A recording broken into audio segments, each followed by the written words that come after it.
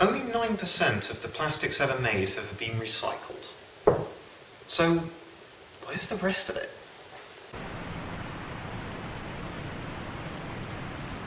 Plastic is tough stuff. It's the reason why we use it. It doesn't degrade like many of the alternatives, and it can be shaped into whatever form you want with relative ease.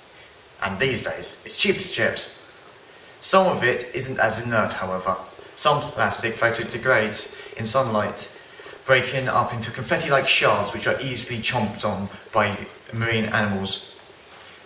Plus, it releases a concoction of chemicals into the ocean when it does break down.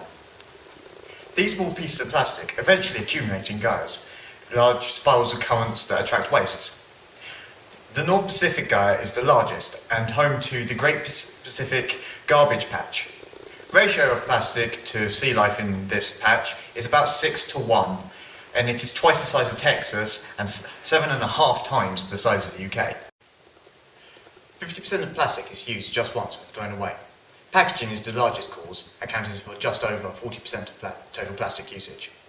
Annually, approximately 500 billion plastic bags are used worldwide. That's more than 1 million bags used every minute.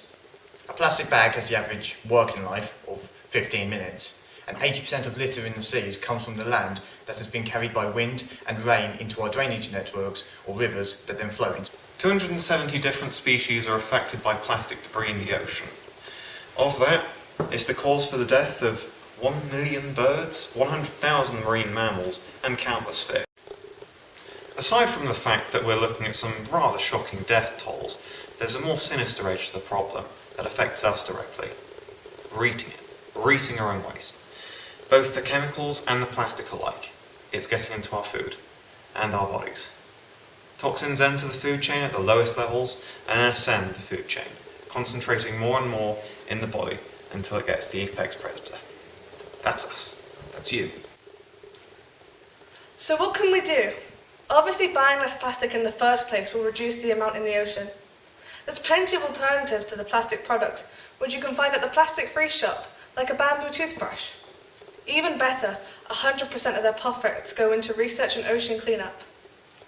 Additionally, purchase items with less plastic packaging and reuse items like shopping bags and thermos flasks. If you must use plastic, try and use PETE or HDPE, which are the most commonly recycled plastics, meaning they won't be a part of the problem. Want to get directly involved? Volunteer at a beach clean near you. The Marine Conservation Society hold them every day at different shores. Look on their website for more information. Campaigners are petitioning for a plastic-free aisle in our supermarkets, so we get the choice between buying products plastered in plastic or not.